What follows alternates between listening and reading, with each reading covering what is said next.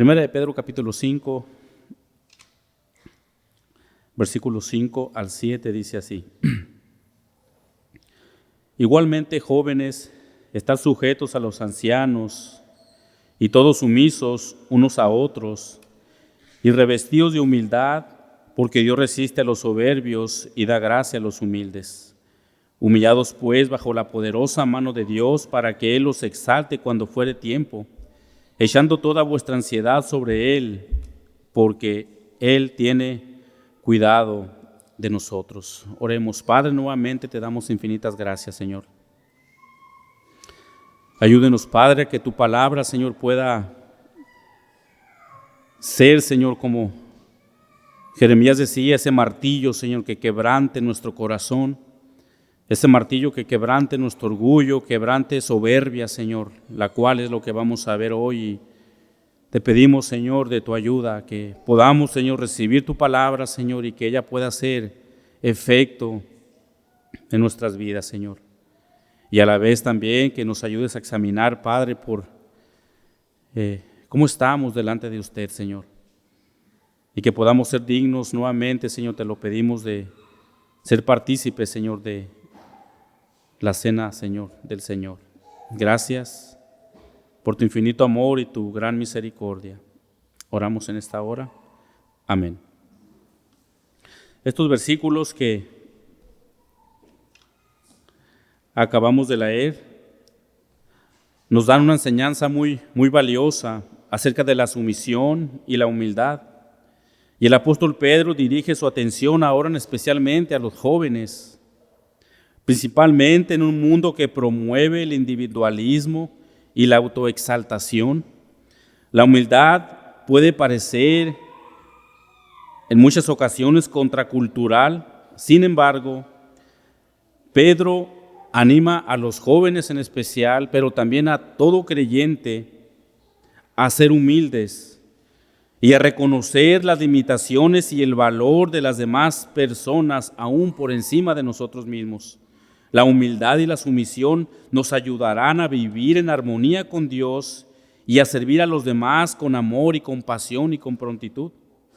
Al vivir en humildad nos colocamos en una posición de sumisión delante de Dios, permitiendo que Él guíe nuestras vidas en todos los sentidos.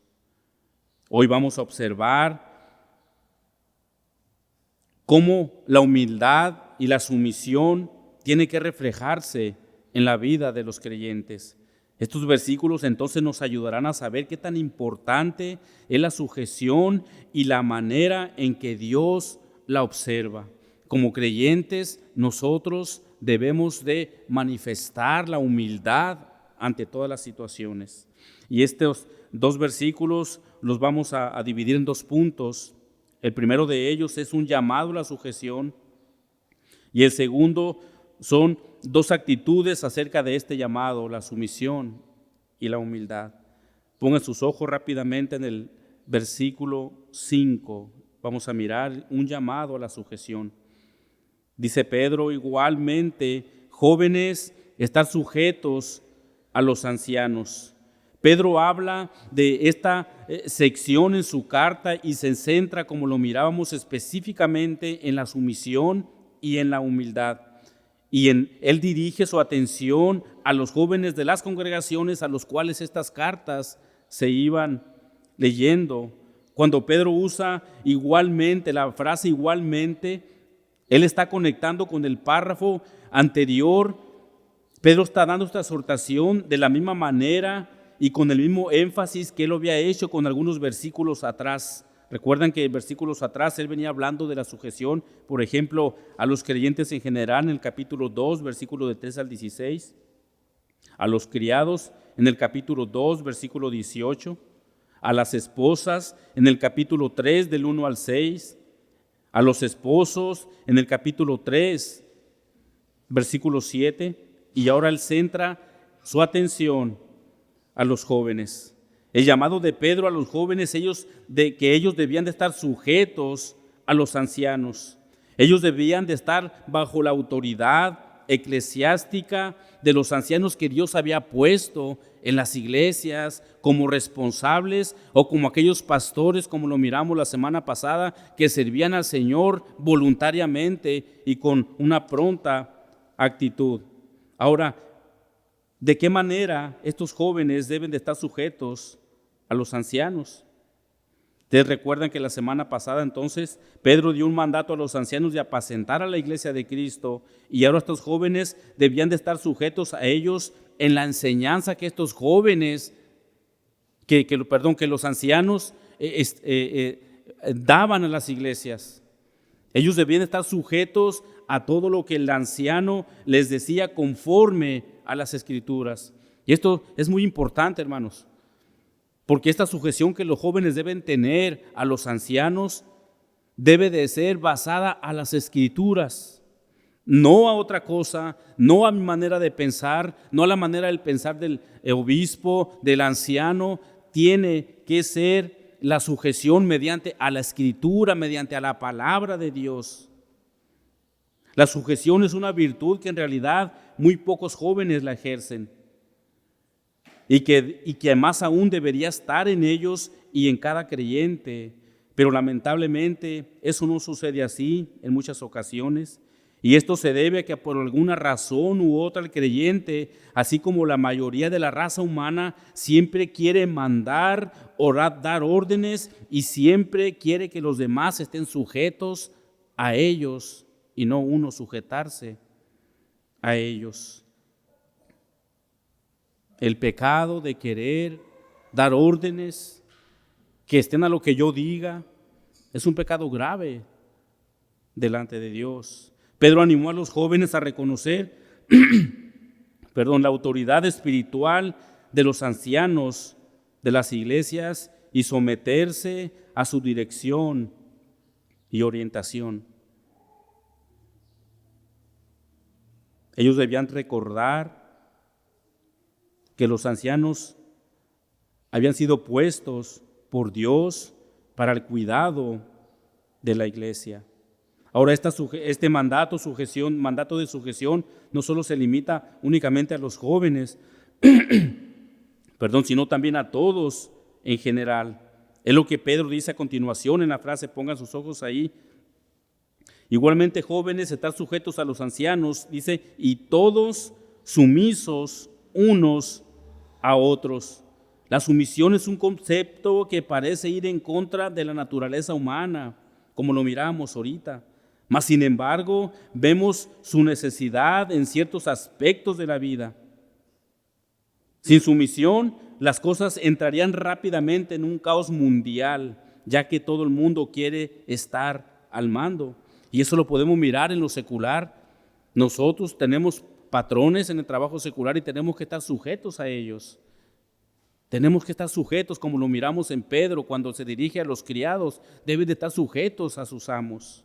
El creyente debe saber que toda autoridad proviene de Dios, el creador del cielo y de la tierra. Por lo tanto, tenemos la obligación de someternos a Él. Y cuando los jóvenes se someten a los ancianos de las iglesias, ellos lo hacen a Dios. Ellos son obedientes a Dios, reconociendo una vez más que los ancianos son puestos por el Señor en las iglesias para apacentarlas, para cuidarlas.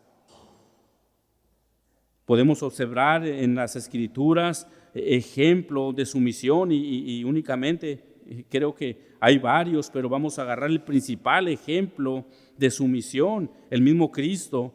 En el Juan capítulo 4, 34, Jesús dice: mi comida es que haga la voluntad del que me envió y acabe su obra. Jesús se sometió al Padre de una manera voluntaria. También en el capítulo 5, versículo 30, dice Jesús: no puedo yo hacer nada por mí mismo, según oigo, así juzgo, mi juicio es justo, pero no busco mi voluntad, sino la voluntad del que me envió, la voluntad del Padre. Qué gran ejemplo de sumisión del mismo Señor. Y esto debe de llevarnos a meditar que si el mismo Señor se sujetó al Padre, ¿quiénes somos nosotros para no sujetarnos a nuestro Señor? Es lo que Pedro dice, debemos estar sumisos los unos a los otros. En esta frase también podemos observar que Pedro exhortó a los jóvenes a tener una actitud correcta ante la sujeción a los ancianos. ¿Cuál es ella? Ellos debían de ser sumisos de una manera voluntaria, pero también esta exhortación, como lo dijimos, involucra a todos. Esta palabra de sumiso en el verbo griego significa someterse o estar sujeto a. Y en este contexto Pedro está instando a toda la comunidad cristiana a someterse unos a otros. Sentirnos por debajo de. El escritor de Hebreos es claro donde dice, Hebreos 13:7, obedecer a vuestros pastores y sujetaos a ellos. El que los creyentes estén sujetos de una manera voluntaria a los ancianos de las iglesias o pastores, eso es muy buen visto por Dios. Incluso es una ordenanza de Dios. Pedro deja muy claro que esta exhortación es entonces para todos en general. Cuando los creyentes son sumisos los unos a los otros, están reconociendo el valor y la importancia que se tiene como familia en Cristo. Hermanos, qué hermoso una congregación cuando uno piensa sobre su hermano que es mayor que él. No al revés, no que yo soy mayor que él, sino él es mayor que yo. ¿Se dan cuenta una congregación cuando todo pensamiento, cuando todos tienen este mismo sentir de mirar a su hermano como superiores a uno mismo? Hermanos, esta sería una congregación gloriosa. Pero más sin embargo, por causa del pecado, siempre nuestra naturaleza en muchas ocasiones tiende a exaltarse, a creerse más que los demás. Esto no es bien visto por Dios. La sumisión contribuye en gran medida a preservar la unidad y la paz en las iglesias, especialmente cuando todos nos sometemos los unos a los otros. Qué bendición es esto, hermano. La falta de sumisión entre creyentes ha traído conflictos en las iglesias. Ha ocasionado divisiones, pleitos, y la raíz de falta de sujeción es el pecado del hombre. Y no solamente en las iglesias, en lo secular. Si una persona no se sujeta a su patrón, va a traer conflictos. Pero hablando en lo espiritual, hermano, qué lamentable que como congregación se escuchen rumores de personas de que digan en esas iglesias, es una iglesia altiva que no se quiere sujetar ni a los mismos pastores. Es una tristeza, hermano. Por eso Pedro, con ese énfasis de sujeción que él tiene en unos versículos, incluso capítulos atrás, exhortó a todos los creyentes a ser sumisos los unos con los otros, porque esto es agradable al Señor. Y Dios bendice, hermanos, cuando un creyente tiene esa actitud. Una iglesia fuerte siempre será cuando cada uno de los creyentes sabe que el estar sumiso a los demás hermanos es estar sumiso a Dios mismo. Pedro los exhortó a que se sometieran unos a otros. Y es algo tan práctico, y el no hacerlo es pecado contra Dios. Ahora, para que esta sumisión entre creyentes pueda realizarse, debe haber otra actitud, la cual vamos a mirar, y es la actitud de humildad. Pongan sus ojos en la última frase ahí, en el versículo 5, igualmente jóvenes, están sujetos los unos a los otros, sumisos unos a otros, y dice, revestíos de humildad. Lo primero que podemos observar es que la humildad es que no tiene nada que ver con denigrarnos a nosotros mismos. Pero al decirles a los jóvenes que se revistan, está usando un verbo griego que se refiere a atarse o ceñirse con algo. Y en este contexto Pedro está instando a los jóvenes a ceñirse de humildad como si fuera un cinturón o un delantal. Dice un escritor, un comentarista, y cito: esta palabra de revestir significa atarse una prenda de ropa. Por ejemplo, los esclavos acostumbraban a anudar un pañuelo o un delantal blanco sobre su ropa para distinguirse de los hombres libres. La sugerencia es que los cristianos deben atar a su conducta la humildad de modo que se les pueda reconocer. Fin de la cita. En esencia, es que esta conducta de humildad tiene que distinguirse en la vida del creyente. Yo no puedo decir que soy humilde cuando no manifiesto esa humildad. Esa humildad tiene que ser manifestada, tiene que vivirse. Y esa empieza, ¿sabes?, en el corazón. En el corazón. Porque en muchas ocasiones podemos estar nosotros sujetos a ciertas personas, pero no lo hacemos como Dios nos manda. Lo hacemos a regañadientes.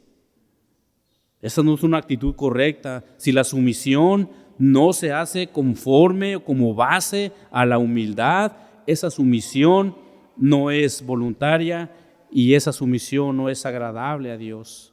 Tiene que haber en nosotros humildad para podernos someter entonces unos con otros. El revestirse de humildad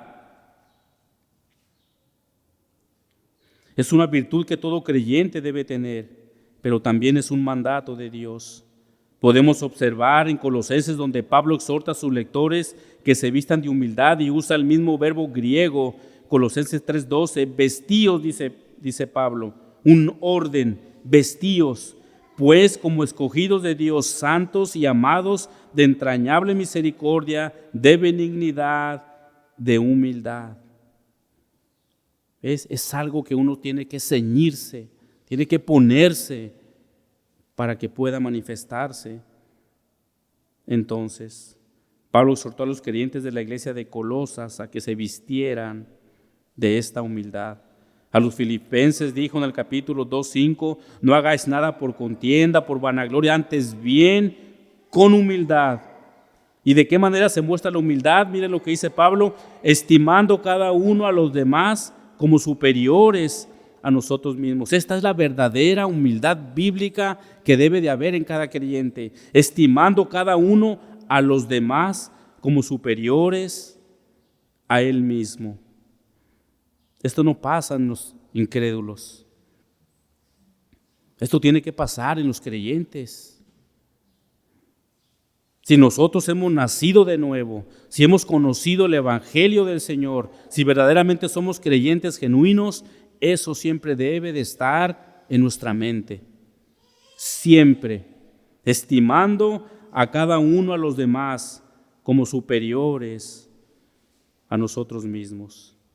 Esa es la humildad bíblica, amada iglesia, viendo a los demás superiores a mí. Hermanos, ¿podemos imaginar una congregación así? Qué hermoso, hermanos, donde cada uno vea por lo demás, donde cada uno busque el bienestar de su hermano, donde cada uno se preocupe por su hermano, donde cada uno se preocupe por las necesidades de su hermano, tanto espirituales, económicas y físicas. Hermanos, somos una familia. Somos del mismo cuerpo de Cristo. Ahora, regresando al tema de la humildad, en los creyentes debemos de saber que el ser humildes es de mucha estima para Dios, como lo mirábamos.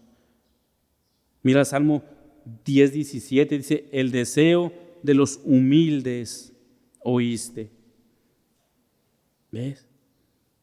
Esto nos dice que cuando un creyente es humilde y va al Señor en su oración, los oídos de nuestro Señor están atentos a tus peticiones, no a los caprichos, a las peticiones, lo que verdaderamente el creyente necesita. Hermanos, ¿por qué hay tantos caprichos que uno le pide a Dios y dice Dios, no es lo que tú requieres? Te daré lo que tú necesitas realmente. Y el Señor está dispuesto a escuchar aquel corazón humildes. Miren lo que dice a continuación la siguiente frase: tú dispones su corazón y haces atento tu oído. Hermanos, esto debe de hacernos meditar que cuando el corazón del creyente es humilde y va a Dios, los oídos del Señor están prestos a escuchar. Esta es una gran bendición. Todo lo contrario, aquel corazón orgulloso que la Escritura dice que al altivo, al soberbio, Dios lo mira de lejos. No al creyente, no a sus hijos, al corazón humilde, al Señor escucha. Creo que es importante mencionar también que lo contrario a la humildad es la soberbia. Y existe una gran diferencia entre soberbia y orgullo. Y vamos a mirar aquí rápidamente. La soberbia se refiere a una actitud de arrogancia extrema, un excesivo y desmedido amor propio que lleva a menospreciar a los demás y a considerarse superior a ellos de una manera injustificada. La soberbia implica una falta de humildad y una visión inflada de uno mismo. Esa es la soberbia. El orgullo, dice, a diferencia de la soberbia, el orgullo puede tener connotaciones positivas o negativas. Por decir, me siento orgulloso de mi carrito que me compré, me siento un poco orgulloso de mi casita que estoy construyendo, en lo positivo. Pero si eso ya se va a extremo, ya también se convierte en pecado. En su aspecto positivo, el orgullo puede estar relacionado con la satisfacción por los propios logros, la autoestima saludable y el respeto por uno mismo. Sin embargo, en su aspecto negativo, el orgullo puede transformarse en arrogancia y desprecio hacia las demás personas.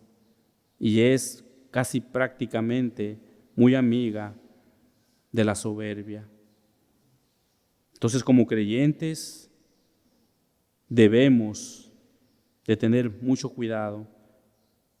La actitud de la cual Pedro habla aquí no es que estos jóvenes sean soberbios. Él los está previniendo de ello. No sean así, sean humildes, no sean soberbios. Pongan sus ojos en el versículo 5. Igualmente, jóvenes, están sujetos a los ancianos y todos sumisos unos a otros, revestidos de humildad, dice, porque Dios resiste a los soberbios. Pedro entonces exhorta a los creyentes a que sean humildes en lugar de soberbios. Esta frase de Dios resiste en el griego significa colocarse en orden de batalla en contra de. Esto significa la seriedad de cómo Dios ve la soberbia, a las personas infladas en ellas mismas. La soberbia no es nada agradable a Dios y ellos como jóvenes creyentes y como toda la iglesia debían de verla de la misma manera como Dios la ve. Y esto también es aplicable para cada uno de nosotros como creyentes. Debemos de apartarnos de esa actitud pecaminosa de la soberbia. Ya miramos que Dios no le agrada al corazón soberbio. Él ama al corazón humilde. Miremos unas implicaciones breves de lo que puede ocasionar una actitud soberbia. La soberbia es una actitud que eleva el ego y menosprecia a los demás. La soberbia es ir en contra del mandamiento de amar al prójimo como a uno mismo. La soberbia tiende a generar división y conflicto en lugar de promover la unidad y la paz que Jesús enseñó en la Escritura. La soberbia nos aleja de Dios y nos impide experimentar plenamente su amor y su gracia. Un corazón soberbio jamás experimentará el amor y la gracia del Señor. ¿Por qué? Porque se ama a Él mismo. No experimentará el amor del Señor porque Él está sentado en su ego, amándose a Él mismo sin importar los demás. Salomón dice en su Proverbio capítulo 8:13, el temor de Jehová es aborrecer el mal, la soberbia y la arrogancia y el mal camino y la boca perversa, dice, yo aborrezco. Santiago dice en el capítulo 4, por esto dice, Dios resiste a los soberbios. Entonces, amados hermanos, el pecado de soberbia, Dios nos guarde y que siempre estemos atentos a examinar nuestro corazón. Pues sí, llegar a tocar la puerta de nuestro corazón, la soberbia. Es tan importante que nos examinemos cada día que nos levantamos. Ahora, después de que Pedro, de haberles dicho de cómo Dios resiste a los soberbios, ahora dirá que Dios hace, qué es lo que Dios hace con los corazones humildes. La última frase dice, y Él da gracia a los humildes. Como ya lo miramos, un corazón humilde es aquel que reconoce la dependencia de Dios y no se enorgullece de sí mismo. Y si Él hace esto, un corazón humilde, Él recibirá el favor de Dios. Ahora, ¿a qué tipo de gracia se refiere Pedro en nuestro texto? No es la gracia salvadora, recordemos que la carta va dirigida a los creyentes. Esta gracia significa que Dios está dispuesto a mostrar compasión, misericordia a quienes estén dispuestos a someterse a su voluntad y a confiar en su poder en lugar de depender únicamente de sí mismos, como suele pasar en ocasiones. Dejamos a Dios a un lado y nosotros queremos depender únicamente de nosotros mismos. La humildad, al mostrar humildad los unos con los otros como creyentes, nos abrimos el favor de Dios y la bendición para nuestras vidas. Amados hermanos, la soberbia es la pared, escucha esto, hermano. La soberbia es la pared que estorba para poder recibir de Dios su favor y su gracia. El creyente debe de cultivar la humildad en sus vidas, confiando en que al hacerlo experimentará la abundante gracia de Dios que trae consigo bendición, fortaleza y crecimiento espiritual. Pedro estaba alertando a los jóvenes y también a los creyentes en general a que tuvieran mucho cuidado con la soberbia. No lo hagan, no es agradable a Dios, esto no glorifica a Dios. Pongan sus ojos en el verso 6. Humillados pues bajo la poderosa mano de Dios. En este versículo Pedro está exhortando a los jóvenes y a todos en general a humillarse bajo la poderosa mano de Dios. Esta frase sugiere la idea de la soberanía divina y el cuidado paternal de Dios sobre sus hijos. Pedro está recordando a los creyentes que aunque puedan estar enfrentando dificultades y pruebas como ellos lo estaban pasando, Dios está en control y tiene el poder para sustentarlos y ayudarlos en medio de las fuertes pruebas en donde ellos estaban sometidos. La poderosa mano de Dios es un símbolo de poder de Él. Por ejemplo, miramos en Deuteronomio 3:24, Señor Jehová, tú has comenzado a mostrar a tu siervo tu grandeza y tu mano poderosa. Porque ¿qué Dios hay en los cielos ni en la tierra que haga obras y proezas como las tuyas? En Ezequiel 20:33 dice, vivo yo, dice Jehová el Señor, que con mano fuerte y brazo extendido y enojado, derramado, he de reinar sobre vosotros. La mano poderosa significa un poder soberano de Dios. Y una vez más debemos entender el contexto en el cual la audiencia de Pedro estaba pasando, persecución severa. Ellos debían de confiar en esa mano poderosa que los libraría aún en medio de esas situaciones. Ponga sus ojos en la siguiente frase. Dice después Pedro, para que Él los exalte cuando fuere el tiempo. Pedro indica que la humildad ante Dios eventualmente será recompensada. Pedro está enseñando que aquellos que se humillan delante de Dios serán elevados por Él mismo en el momento adecuado. Esta exaltación puede manifestarse en diversas maneras, incluyendo el fortalecimiento espiritual, la provisión divina o la recompensa en el futuro eterno. Pero tarde que temprano el Señor dará recompensa, los exaltará a aquellos que se someten al Señor. Pedro está animando a los creyentes a confiar en Dios, a someterse a su voluntad y esperar en Él para recibir su exaltación en el momento apropiado. Puesto que tenemos un Dios que no nos dejará, que siempre estará con nosotros, y Él con su mano fuerte y poderosa algún día exaltará al creyente humilde. Dios nunca olvida a los suyos, sino que llegando el momento oportuno, Él los levantará y les dará la victoria. El creyente que pone su confianza en el Señor sabe que Dios sostiene este mundo y controla toda situación en la cual pueda estar pasando. Quizás ahorita tú puedas estar pasando por situaciones difíciles. Quizás ahorita vienes turbado, turbada a este lugar.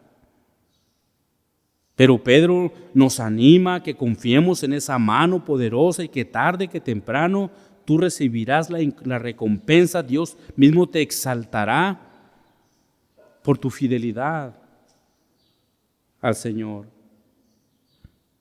Aunque estos creyentes estaban pasando por unas severas pruebas, Pedro entonces los animó diciéndoles que Dios promete honrar y cuidar a todos aquellos que voluntariamente se sujetan a la voluntad del Señor. Es lo que a continuación nos dice el texto. Dice, echando toda vuestra ansiedad sobre Él. Aunque no toda la ansiedad es pecaminosa, algunos ejemplos prácticos, decimos en ocasiones, estoy ansioso para que llegue el día de mañana, o estoy ansioso para que llegue el día del Señor, como sucede en nosotros cada domingo, estar ansiosos para venir a honrarle, o estoy ansioso de que termine el día de clases. Pero en nuestro contexto, la ansiedad a la cual Pedro se refiere es una ansiedad de preocupación y turbación. Las circunstancias en que la audiencia original de Pedro estaba pasando en esos momentos era aterradora. La ansiedad puede también ser uno de los pecados más comunes en los creyentes. Esta puede quitarte las ganas de comer. Esta puede quitar el sueño. También la ansiedad es uno de los pecados que anula la confianza del creyente en Dios. La ansiedad puede ocasionar que el creyente entre también a una grande turbación. Por así decirlo, de una manera práctica, la ansiedad puede ser producida por falta de trabajo. La ansiedad puede ser producida por falta de salud, por problemas familiares, por un esposo o una esposa que no son creyentes, por un hijo o alguna hija inconversa. Y estos son unos ejemplos prácticos. Pero también en lo espiritual, la ansiedad, miren lo que provoca. La ansiedad ocasiona en el creyente un desenfoque acerca de la relación con Dios. Cuando el creyente está en ansiedad, desenfoca su fe o su creencia acerca de quién es Dios. La ansiedad afecta su adoración a Dios. En muchos sentidos, porque venimos quizás a la iglesia turbados, con mucha ansiedad, y en el momento de adoración tu cabeza, tu mente está en otros lados, porque estás turbado, estás ansioso o ansiosa. La ansiedad afecta la sumisión hacia el señorío de Cristo. ¿Por qué? Porque piensas más en otras cosas que en creer que el Señor tiene el control de todas las cosas. La ansiedad afecta tanto que el creyente dejará incluso de congregarse, hermanos, porque ven más grandes sus problemas que al Señor poderoso. La ansiedad provoca en ellos que digan, hoy no voy a la iglesia. Y sin querer ellos están diciendo, no me interesa escucharte, Dios, hoy. Cuando un creyente entra en una ansiedad grande, deja de congregarse, porque ve más grandes los problemas que están a su alrededor que mirar a aquel que puede sacarla y librarla de sus problemas. La ansiedad afectará tanto al creyente que llegará incluso a enfriarse espiritualmente al grado de no importarle su relación con Dios. Escuchen esto, hermano. Una vez más, la ansiedad afectará tanto al creyente que llegará incluso a enfriarse espiritualmente al grado de no importarle lo relacionado con Dios. No me interesa ir a la iglesia, no me interesa orar, no me interesa leer la Escritura. Es más grande la ansiedad que esa persona puede tener. La ansiedad afectará tanto incluso al grado de dejar de confiar en la soberanía de Dios.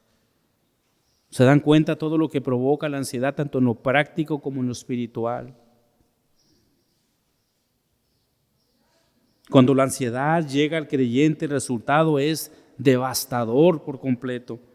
Miren lo que el salmista decía sobre la ansiedad, Salmo 119, 28, dice, se deshace mi alma de ansiedad. La ansiedad, según el salmista, es un dolor tan enorme que él siente que su alma se desborona, se desvanece, se desaparece por completo. La ansiedad provocará en el creyente un sinfín de aflicciones y un derramar de lágrimas hasta que sus ojos se queden sin una. Por esa razón, hermanos, debemos de dejar toda ansiedad al Señor. Pedro está exhortando a sus lectores que echen su ansiedad sobre Cristo y toda su preocupación por sobre Él. Miren el Salmo 55, 22, echa sobre Jehová tu carga y Él te sustentará, no dejará para siempre caído al justo. El salmista sabía especialmente que echar sobre él su carga, él recibiría del Señor el sustento y la ayuda, la protección, la fortaleza y el ánimo para seguir adelante. Él está dando una orden, no está diciendo si quieren echar en Jehová, no, él dice echa sobre Jehová tu carga. Es lo mismo que el apóstol Pedro dice a sus lectores en la siguiente frase que dice, echando toda vuestra ansiedad sobre Él. ¿Por qué? Dice, porque Él tiene cuidado de vosotros.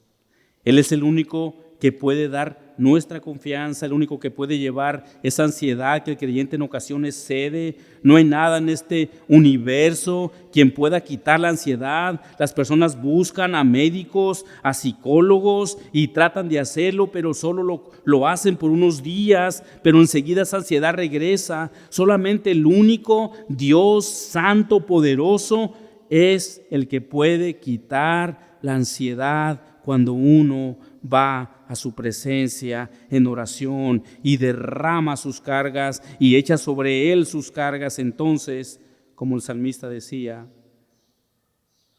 Él te sustentará. Dice el comentarista John Owen, y cito, la presencia de Dios es suficiente no solo para eliminar toda ansiedad y miedo, sino para dar consolación y una alegría sólida. Fin de la cita. No hay más. ¿A dónde queremos ir? Es bueno ir con el hermano, tengo esta preocupación y es nuestro deber. Somos una familia, debemos de cuidarnos unos con otros. El hermano puede orar por ti, es lo único que puede hacer. Él no te puede quitar la ansiedad, la preocupación, Él no puede hacerlo. Pero si tú vas a aquel que está por sobre todas las cosas, tenlo por seguro, hermano, que Él te va a sustentar. El salmista decía, porque no dejará para siempre caído al justo. Dios es fiel, hermanos. Cristo es suficiente para eliminar todo lo que trae temor, preocupación, turbación, y para reafirmar aún su confianza en Cristo. Miren lo que dice Pedro, porque Él tiene cuidado de vosotros. No solamente Él va a quitar la ansiedad, sino que Él también los cuida. Pedro dice, porque Cristo tiene el cuidado de vosotros, y esto quiere decir que Cristo los protege, los cuida. Pedro está animando a los creyentes a depositar todas sus preocupaciones, ansiedades y cargas en Dios, sabiendo que Él está atento a sus necesidades y dispuesto a cuidar de cada uno de sus hijos. Al decir que Dios tiene cuidado de ellos, Pedro está ofreciendo consuelo y esperanza a los creyentes. En otras palabras, Pedro les está diciendo, ustedes no están solos. Hay alguien que los cuida. Hay alguien soberano que aún dentro de las circunstancias, Él tiene el cuidado de ustedes. Hermanos, esto es un gran ánimo para nosotros, el saber que como creyentes no estamos solos. El verdadero creyente va a pasar tarde que temprano por luchas y pruebas, pero en medio de ellas tenemos que confiar plenamente que el Señor tiene cuidado de nosotros. Es como el buen pastor del Salmo 23. Él nos cuida, nos protege, nos alimenta, nos sustenta. Hermanos, qué Dios tan grande tenemos. Esta declaración refuerza la idea a los creyentes a los cuales Pedro escribe. Tenemos un Dios que nos acompaña y nos brinda su sustento en todo momento. Esta enseñanza es una expresión de confianza de la bondad y la soberanía de Dios, incluso en todas las circunstancias que esté el creyente pasando. Esto anima al creyente a saber que Dios cuida de sus hijos. La Escritura dice, ahora por otro lado, la Escritura dice que Dios tiene el cuidado de sus hijos, pero también en el Salmo 7:11 habla acerca de un Dios airado. Dice el Salmo 7:11 que Dios está airado contra el impío todos los días. Por un lado miramos el cuidado de Dios para sus hijos, pero por el otro lado también miramos a un Dios airado en contra de personas que son soberbios. Pero aún así, miren, a pesar de que estos impíos se burlan de Dios, blasfeman el nombre de Dios, aún Él muestra su gracia para con ellos. De no ser así, Dios los fulminaría en un instante. Si Dios tiene misericordia de los impíos, hermanos, ¿cómo no tendrá misericordia de sus hijos? Dios es rico en misericordia y desea que todos se arrepientan de sus malos caminos, y ese es el motivo por el cual Él aún no fulmina a los impíos. Él hace salir el sol sobre los malos y buenos, como leemos en Mateo capítulo 5, 45, para que seas hijos de vuestro Padre que está en los cielos, que hace salir el sol sobre los malos y buenos, y que hace llover sobre los justos e injustos. Tenemos un Dios de misericordia que cuida de sus hijos. Y esa misericordia también es manifestada aún a los impíos. Pero llegará el día en que esa misericordia y esa bondad de Dios sea quitada a los hombres impíos si no se arrepienten de sus pecados. Los hombres no querrán esa ira de Dios. Por tanto, si alguno de los que están aquí Ocupa arrepentirse de sus pecados. Necesitas saber que si mueres en tus pecados, solo te espera una condenación eterna y necesitas arrepentirte, necesitas nacer de nuevo. El hecho de que vayas a la iglesia no garantiza tu nuevo nacimiento. Dice Pablo en su carta a los Romanos 3:23, por cuanto todos pecaron están destituidos de la gloria de Dios. El pecado trajo separación del hombre con Dios y la única manera para que el hombre pueda reconciliarse con Dios es por medio de su Hijo Jesucristo. En Hechos 4:12, y en ninguno hay otra salvación, porque no hay otro nombre bajo el cielo dado a los hombres en que podamos ser salvos. En estos versículos, Pedro instó a adoptar una actitud de humildad hacia los demás y más aún delante de Dios, reconociendo nuestra dependencia y su gracia y poder. También nos recordó que el humillarnos ante Dios es agradable al Señor y al hacerlo, Él los exaltará en un momento adecuado. Además, también nos aseguró que no estaríamos solos en nuestras preocupaciones y ansiedades, ya que Dios mismo atendería todo lo que le pueda pasar a sus hijos. Por lo tanto, podemos confiar plenamente en su cuidado amoroso y sus propósitos para nuestras vidas. Que estas palabras nos animen a vivir con humildad, una confianza en el Señor y sabiendo que Él tiene cuidado de nosotros. Gracias a Dios por su palabra. Oremos. Padre, te damos gracias en esta hermosa mañana por tu amor para con nosotros, Señor. Pedimos en esta hora que tu palabra, Señor, haya caído en buena tierra y que podamos examinarnos más ahora, Señor, que vamos a proceder, Señor, a la Santa Cena. Que nos ayudes dignos, que nos encuentres dignos, Señor, de poder ser partícipes de ella. Perdona, Padre, nuestros pecados. Somos pecadores ingratos, Señor.